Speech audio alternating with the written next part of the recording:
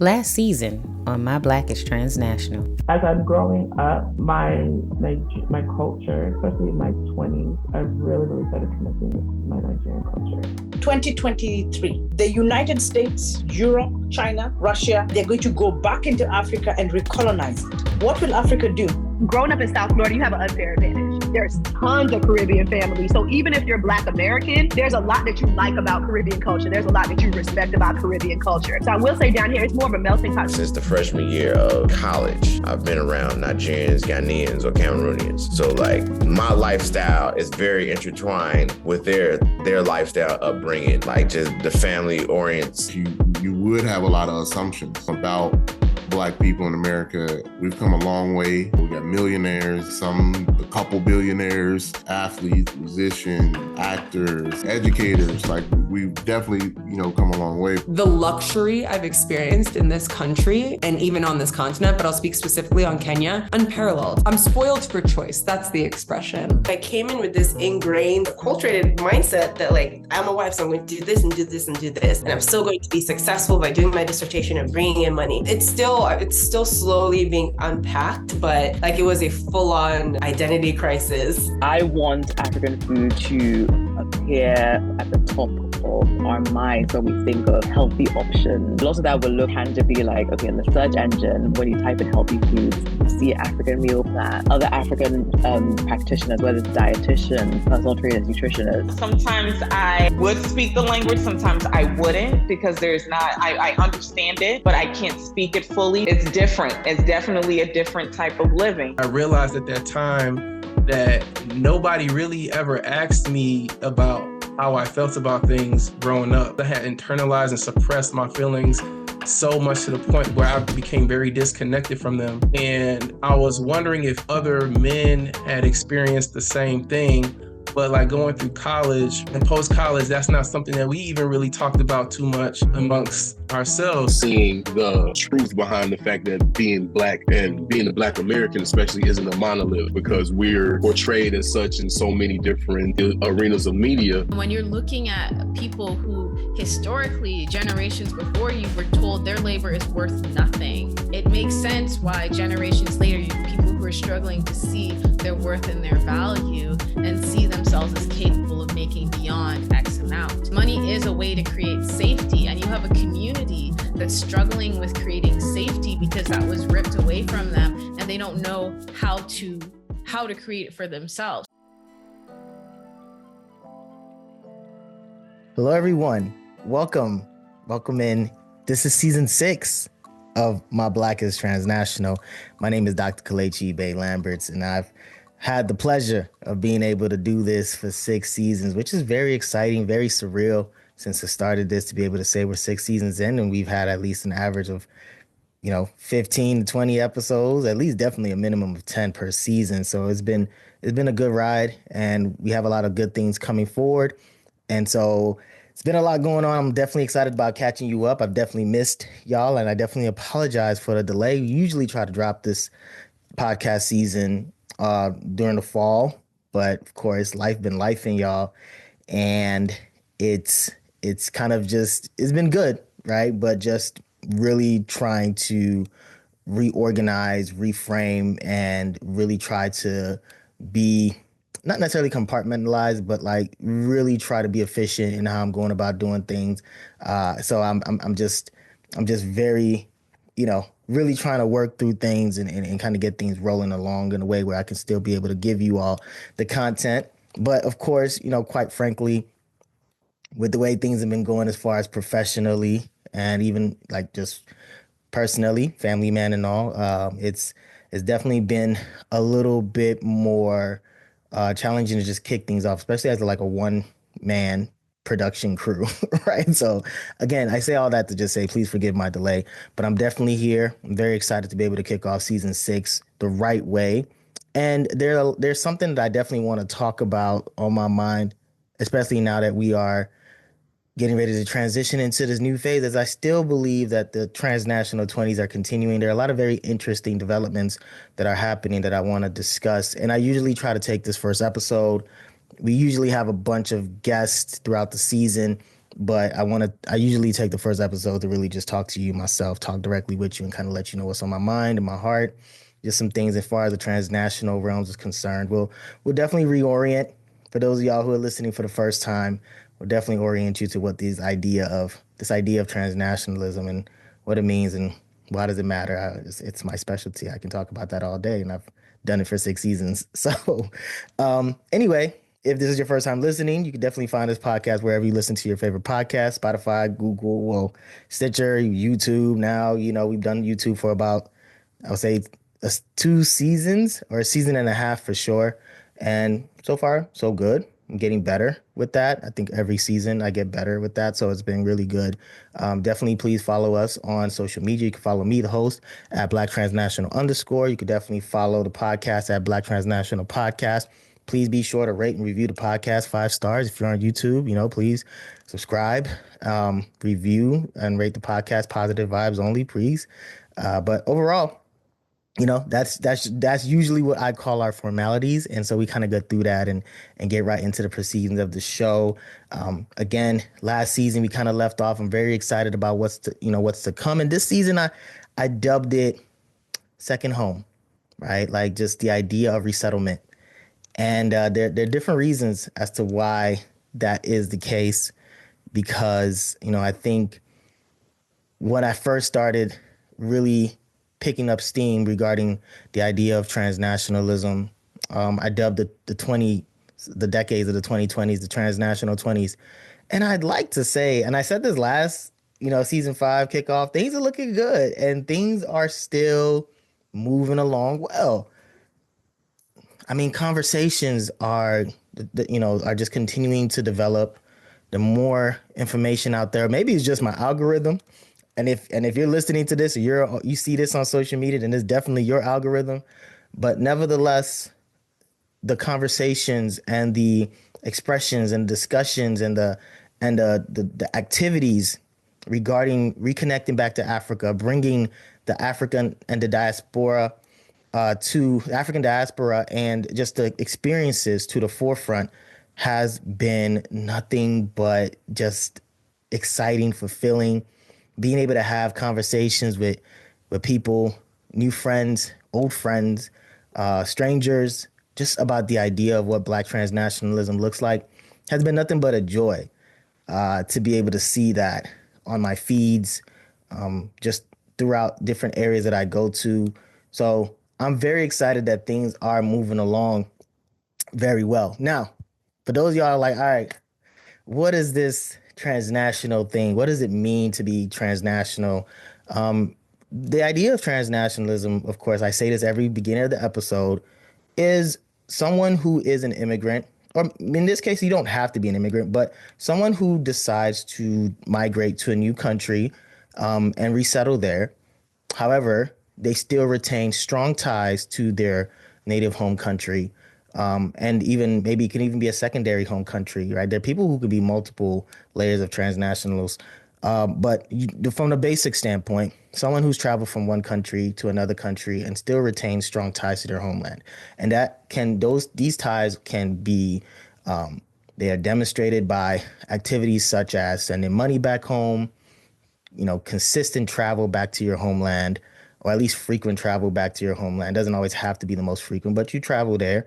You keep in touch, you communicate with family members, you're heavily involved in activities and very aware of a lot of the things that are happening back in your home country, whereas you are still acculturating, assimilating, and adjusting and resettling to your new land. And therefore, by definition, the idea of being transnationalism is essentially being between. You're in between both worlds and you're going back and forth, right? And again, like I said, there are layers to it. There's some people that I know that are connected to 3 countries, right? So the idea of transnationalism doesn't always have to just be between 2. It can be between 3, even 4. I know African immigrants specifically that are British, Nigerian, and, American citizens, and they are connected to multiple lands, right? So it's just the idea of belonging to more than one and being preoccupied by one, and the levels in which they go about showing themselves. It really is dictated by the activities of the individual who is transnational. And the idea of transnationalism, to me, at least the way I've always advocated by, is that it's a choice. Being transnational is a choice. Is it always a free choice? Sometimes some people are obligated and may feel like it's no choice, but nevertheless, it is still the choice for you to be able to act on something. And so therefore the identity is perpetuated by the action. So for example, and this is going to sound very remedial to some people, but like if you farm and you raise crops, you're a farmer. You walk, you're a walker, right? Like the person who does transnational things is a transnational. If you engage in transnational activities, your activity informs your identity in this case, right? And there are different levels to that because again, some people can choose to come to a new country and just decide, you know what? Don't want to have any connections to my old country. Some people immigrate because they are seeking refuge and asylum. They can't go back, right? And there's some people who travel and just say, you know what, like I'm only here to work and I'll be going back, right? And there's some people who travel and they say, you know what, I'm not going back, but I have people back home and I want to take care of them and I have responsibilities to both my new and old country, and therefore I serve both. And that is the transnational experience. And it can even trickle down to the children. You have generations. You have first gen, second gen, 1.5, like me, children who were born but came here at a young age, right? Like, so there are levels to this, and we're going to uncover and discuss it. And these topics and words will emerge, and you'll start to hear them throughout the course of this podcast. Or you can even go back and listen to previous seasons, and you'll hear the conversations that I've had with other people about their experiences, and you'll hear these same terms, you know, kind of show themselves over the course of these very good conversations that I've had in the past and also will have in the future. So yeah, that is the gist, right? That is kind of how we go about doing things. And essentially this podcast kind of kicked off with me wanting to take my research work as an academic and translating that to layman's terms for the day-to-day person. But it's kind of evolved into just something more special than that. It's evolved to being almost it's like a legacy project now. It's a time capsule.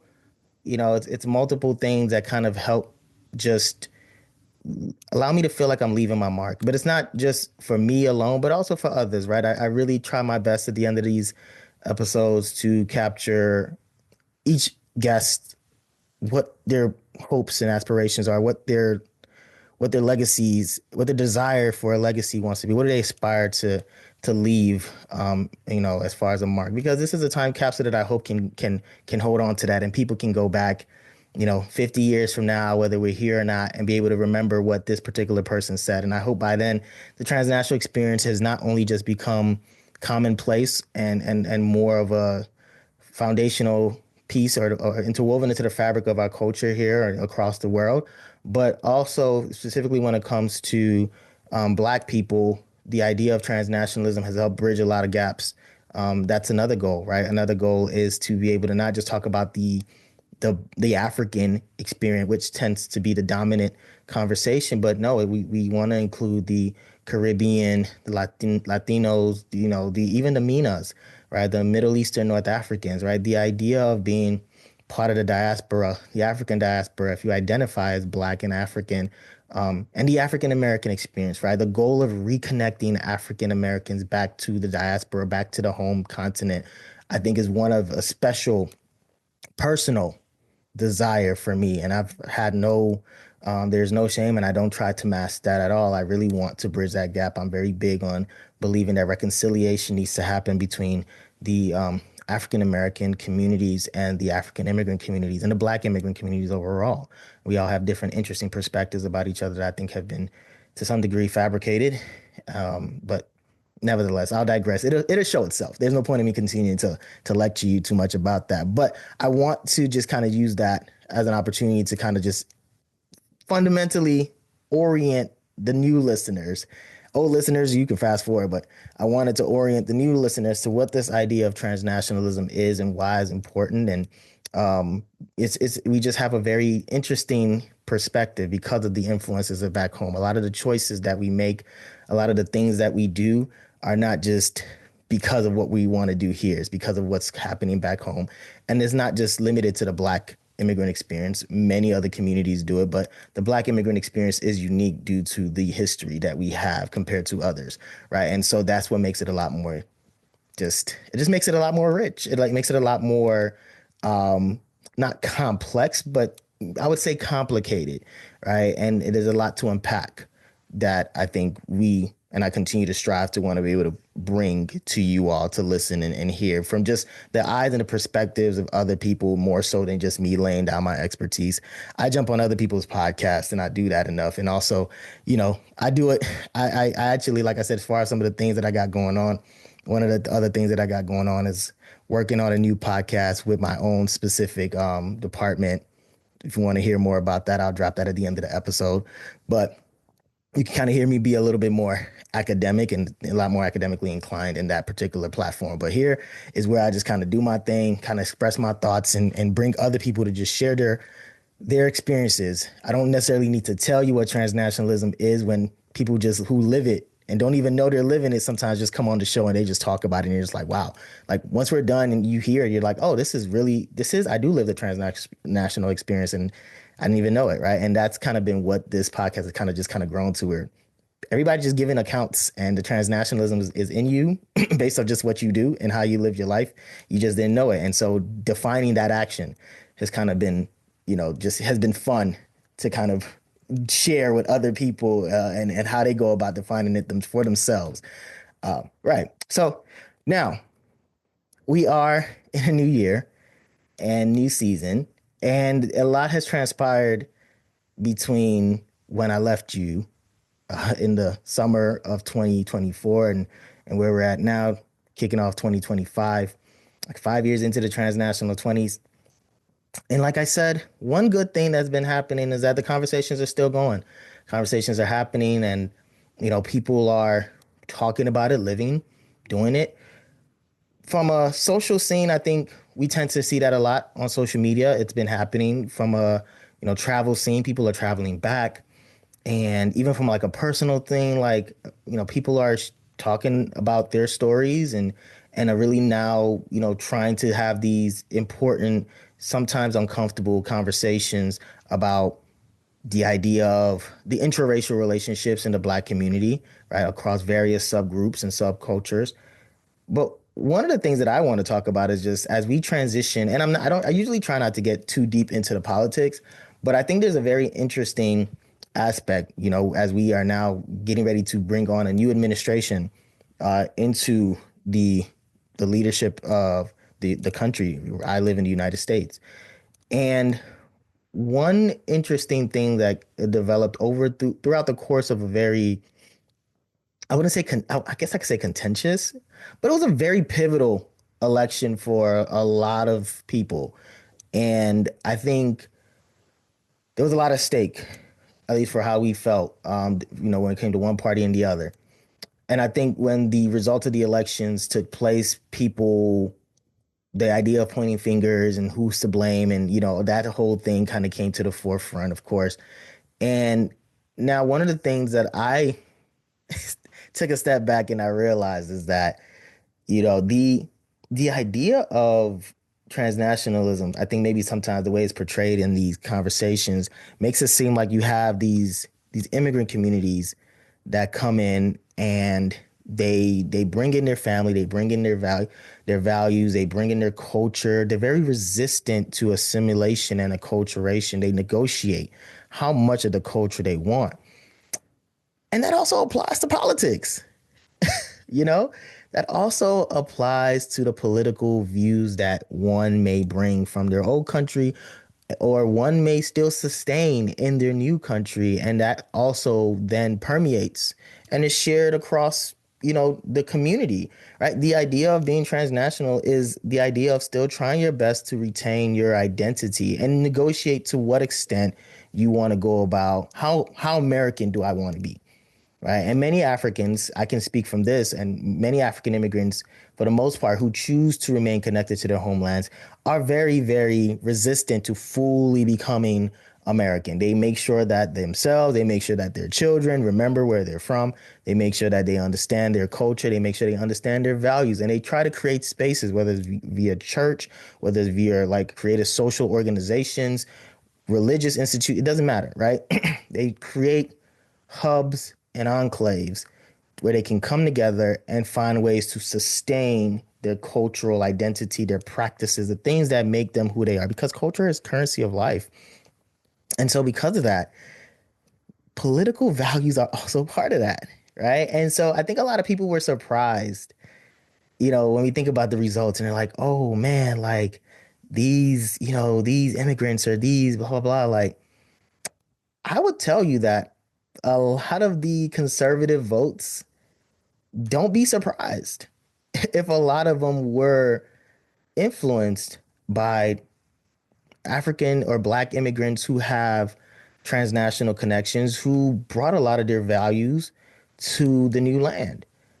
And it influenced how they go about voting, right? Because you have to think about it, and again, I'm not necessarily speaking and I'm not giving you the academic vibes. I'm just giving you life vibes, and I'm putting pieces together that maybe some of y'all have thought about, some of y'all haven't, and I'm always open to have a discussion about this thing. But you have to also understand that, like, some of these African or Black immigrants, I will say, they come to the new country, and you coming from countries where some of the other structural influences that are very much so the default in America, such as racism and all those things, color, it's not the biggest issue in some countries, right? Especially where the countries that a lot of us come from. That's not the main issue. It doesn't mean that we don't see it. I think especially now, we're us being more of a global, we're all in each other's business some way, somehow. So everybody's more informed. We have WhatsApp. So we have the means to stay abreast on what's going on. But fundamentally, when it comes to our core values, a lot of us are not thinking about racism first. Right? I've mentioned this a couple seasons ago, when I was talking about, this was in response to the George Floyd thing, just how many African immigrants come in and we're not talking about we're not responding, especially the first gen, we're not responding to racism in a way that an African American would. It doesn't mean that one is wrong or the other is right. It just means that the way we've always perceived things, we've always been told, and I say we because I was part of that. Where how we reflected on racial acts was like, that's not our problem. You could call me whatever, but let's get this money, let's get this accomplishment, let's get this done. If you are a barrier to my success, you are a problem. Not this, whatever system this is, that's not my business. That's not what, and of course, over time, you learn, right? Over time, you start to see the effects of it. But off jump, that's not your problem, especially when you choose to isolate yourself from the American experience, which sometimes a lot of transnational Africans do. You hang with Africans, you talk to Africans, you don't interact with other groups that much unless you're working or unless you have to. So when you isolate yourself, sometimes you're just kind of doing the same thing that you've been doing, but in a different environment. And so many of the religion, depending on where you stand as far as culture goes and how culture influences how men see themselves versus women, right? Gender roles, right? All those things factor into the decision when you're thinking about Kamala Harris versus Donald Trump. And when the decision was made, a lot of us, I initially, were surprised by the results, but then I started to think about it there were a lot of Africans. I mean, with the exception, some people understood a little deeper, but there were a lot of Africans, especially those who may have been here maybe not that long or still had very strong values, Christian, conservative values, money matters, capital matters, Christian values matter, right? Yeah, they were not, going to vote for you the way you think they were voting just because they were immigrant. And the same applies, of course, as people who were talking about the Latino Hispanic community, but very, very present in the African and the Black immigrant community as well. Very low key, right? They don't need to be vocal, but there were many of them, excuse me, but there were many African immigrants, many Black immigrants that were voting contrary to what maybe others expected them to vote. Now, when we trickle it down to the second and maybe even the second and third generation and even the 1.5ers, I would say more so second and 1.5. The third generation, they're not many are old enough yet, I would say. I mean, if I'm just guessing, it would be not many third gen are ready to vote yet. When I say third gen, I'm talking about the kids of the first immigrants that arrived here, right? So that a lot of us we're not there yet. Like, and my kids, strangely enough, would be considered second because I'm still considered, partially a first generation. But yeah, so like the younger generations, I think, were probably a little bit more aware and a little bit more maybe liberal to an extent when it comes to voting and decisions and some of the policies that may influence which direction they went. But again, a surprising amount of people really didn't have those same views. And that just kind of adds to the other side of transnationalism, right? Again, when you are coming from a country where certain perspectives are not necessarily considered appropriate. There are different policies when it comes to being part of the LGBTQ plus community. There's policies in 33 out of the 55 countries in Africa, right? And many of those countries are from where a lot of us are from.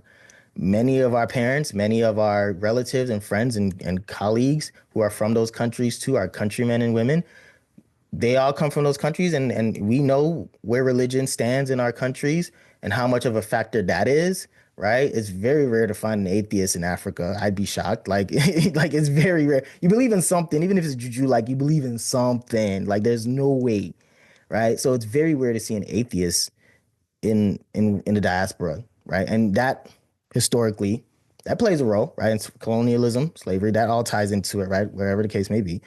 Nevertheless, the whole point I'm saying is that religious values, how it also applies when it comes to perceptions on certain communities, how you also perceive racism, right? All those things, to some degree, you felt strongly or you felt were irrelevant, and that played a role in your decision.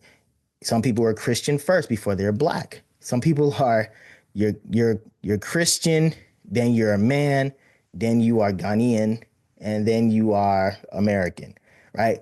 Everybody categorizes their intersecting identities differently. And that is influenced by, that is a decision, an individual decision that they make, an independent choice that they choose to make that could be influenced by culture, it's influenced by experiences, is influenced by so many other things. And that influences your vote.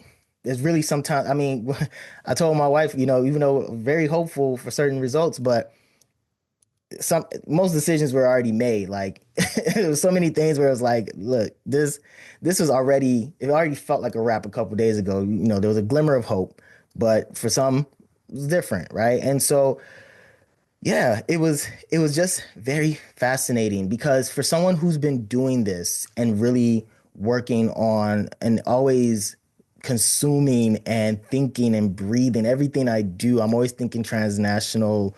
Where are the transnational components within this? To be able to take a step back and actually be like, man, I missed that.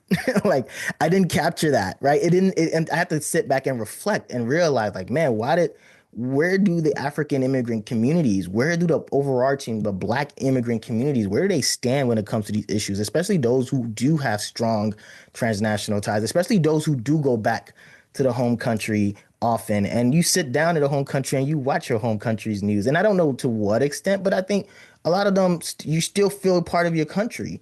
And you do feel like you also have influence and say in the affairs and the operation of this country, right? And the political decisions, right? And just the regulations, the rules, like everything, right? Like how the country is run, you have a say and a voting right to be able to do that. You are a citizen as well. So like, it's just very fascinating. And that's something that like at some point I have to continue to explore, right? So a lot of these things are still fairly fresh on my mind, especially because as we're transitioning into a new administration, it was just one of those things where I started to think about like, man, like how do we get here? And then and what role do we play in this, right? And of course, yes, this thing covers multiple groups. You didn't have to be African immigrant to be able to vote one side or the other, right? You didn't have to do all those things. You didn't have to be transnational to have certain views. But just from the standpoint of what people assume sometimes when we're thinking about the immigrants, when you're thinking about the Black people, when you're thinking about some of these things that you feel like, oh, well, it should make sense.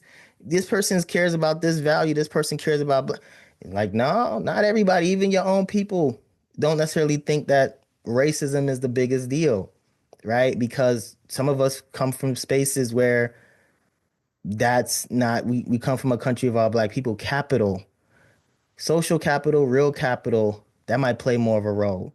The religious value, going to heaven, not going to hell, right? Like living the right way, that plays more of a role. Doing the things that you think are right within the dogmatic principles of whatever faith you have, like those things are valued more. And then when we think about who we want to vote for, who we think is going to represent, again, remember, I shouldn't say remember, maybe y'all have never heard me say this, but I always say this in my lectures, that like the idea of politics is the protection of one's interest, right? That is ultimately how I view it. Politics is protecting one's interest and being able to identify the peoples that will properly, to the best of their ability, represent your values, what your beliefs are, the things that you believe, your attitudes.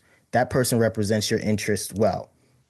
That's it, right? And we have the structures in place now and the systems in place to be able to, kind of replicate and find a way to be able to mass produce these types of things. But from a political standpoint, anybody that's coming into this country that still has certain values and beliefs, they come in and they choose to what extent they want to change. They choose to what extent they want to acculturate and maybe become more liberal, become more conservative, whatever the case may be. People are entitled and have rightfully done so, right? Have made changes and because of their experiences, be it a short or a long while, you have been able to sit and say, you know what?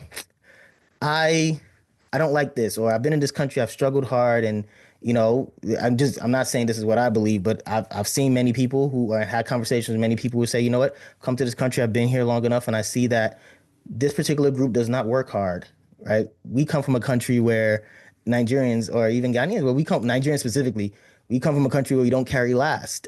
that idea of Nigerians no go carry last is a real thing. I try to explain to people that is a mentality, it's a drive, it's a mantra. It is a mantra of how we go about living life, right? And that idea of striving to be the best, on working hard, damn near sounds like picking yourself up by your bootstraps, right? Like, I mean, so again, I'm not saying that's where people stand, but I'm just telling you that when you come from a country where that's your mentality, and then you say, hey, I've been here long enough, and I see people aren't really grinding. I see people ain't working hard. I see people are just complaining. You're just crying racism. You just, whatever this white person is telling you, whatever this other person is telling you, you just internalizing it, and then you just let that mess up your whole day, and you're not, pushing through. You don't have resilience, whatever. That is someone's mentality. That is, I can tell you, there's someone listening, there's people that I know, right? Like that share those values. And of course, there are people who feel the opposite, who come and realize, like, listen, this is a space where we can be free. We can be able to, love who we want to love, do what we want to do, take care of what we want to take care of, and just be free and be ourselves, and not have to, succumb ourselves to whatever the status quo is supposed to be, whatever these social norms are supposed to be. We have the freedom. That is why I left my country. That is why I pursued living in this country, because I wanted to be able to do that. I wanted to be able to learn that. And even if I didn't know much about it, I've been here long enough now where I can, and I do want to be able to negotiate and choose to accept those particular values and adopt those as my own. Hence, the idea of being in a free country. So it's, again, I say all that to just say that being transnational is not, at least the way I had to look at it, was that being transnational is not just like, it's not a good versus bad. It is just what it is. It is existential. It is what you do. It is who you are based off your actions. Whatever those actions are, how we define that good as bad, and even from a political standpoint, your interests. Whatever your interests are, we categorize it as, good or bad, enemies, it doesn't matter. Like all those things are irrelevant. The most important thing that I want you to take out of this is just understanding that you can't just assume that just because somebody may identify, with a particular group or category that you may think may lean one way. We come from, as transnational Black immigrants, we come from due to the influence of being transnational, due to the idea of remaining connected to another source of information across the waters, right? We have a certain determinant of outcome that maybe some other groups may not have, right? And that plays a role in everything, right? I make a case that it plays a role as far as health, right? That's one of my major driving forces, that transnationalism should be a determinant of health, a social determinant of health, whatever determinant of health, but it should be a determinant of health, right? And it also plays a role economically. I can get into that, right? There's so many different ways I consider it a determinant of something. And therefore, in this case, it can also serve as an influencing factor to politics, which I never really thought about. I never really considered, because my mindset, of course, was just like, no, like, that's not it, right? That everybody's just kind of, that's not a factor. Everybody's just doing the American thing, even though I know that they're connected home. I just never really grasped the influence from a political standpoint. So this past year really definitely laid it out for me. And it allowed me to be able to see it when I took a step back and was like, wow, this is another part of the transnational experience. This is another part of the transnational influence on countries, right? Is because now you have people thinking, people's votes, people's approach to certain policies and certain types of notions are influenced by that because of the choice to retain, to a certain extent, whatever you bring from your homeland. That's the uniqueness of it, for better or worse. And so I wanted to share that. I wanted to take a couple moments to speak on that, because that was on my mind, and I wanted to find a way to open the season up. And I figured, you know what, I'll talk about this because it's kind of been sitting in my mind for a while, and I wanted to see what y'all thought about it. So I do hope that for those of y'all listening to this, that this just wasn't a random rant, which I'm prone to do. So if you felt that way, you right. But if not, I do hope that you were able to glean something from my little talk about that, because it is something that I hope to continue to delve into over the next few years.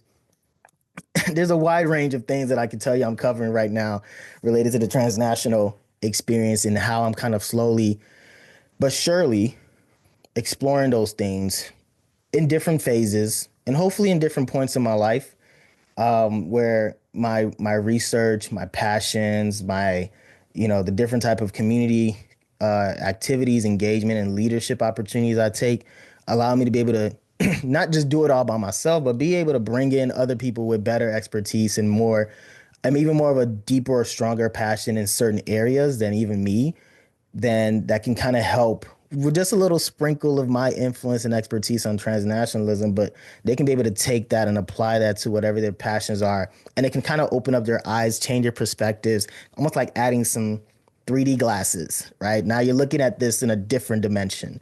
And so that's kind of one of my goals, right? Is to be able to just continue to try to have these conversations and really bring in that perspective where people start thinking like, oh man, I never saw it that way. And put these 3D glasses on and you'll see this other dimension in terms of how society is working, and how the influence of immigrants, again, not just Black immigrants, all immigrants, but how the transnational influence on immigrants, legal immigrants too, like, and the ones who have the right to vote, how it plays a role.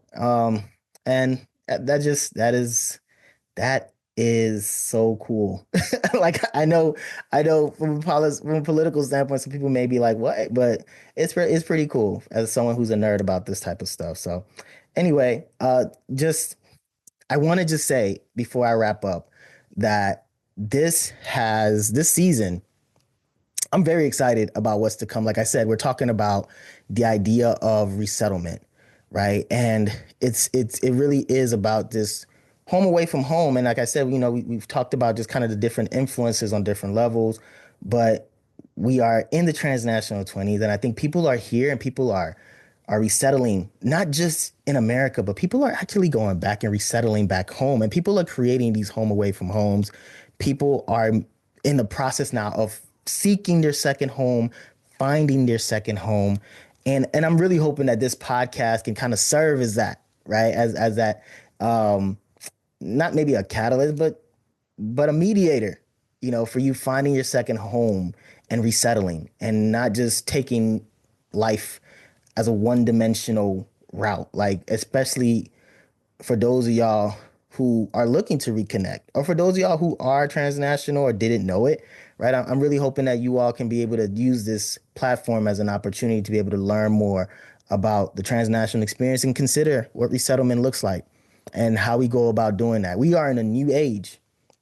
And that's one of the things I'm excited about. We have some really cool things that are happening that the younger generation of African immigrants, whether they are the children of, or you have younger people like me who came in early, or even just, younger first gen immigrants who are keeping up with what's going on across the world, they are coming in and they are bringing in some really, really cool ways to be able to just connect and establish these bridges. I always define transnationalism as a bridge, connects as you can go back and forth. And so just being able to see all those really cool things, people are really doing things in terms of business. People are doing things in terms of practice, in terms of health, right? In terms of sports, right? And there are even like these new age hometown associations, which I'm very excited to be able to bring to you all in the next coming episodes. So season 6, I don't know how long this is going to be. I'm gonna be real with y'all. Just because of the way life's been going, but I really have some amazing guests in the works, and some really good episodes for you all this season. So I hope you all enjoy it. I hope that this season, I feel like I get better and better every year. So it takes me a little longer. It does take me a little longer to get on the mic, man, just because of the way things have been going. But I definitely know that when I get on the mic, it's curtains. Like, we getting it going. It's fire. The interviews, the conversations, it's just so natural to me now. I mean, maybe compared to when I first started.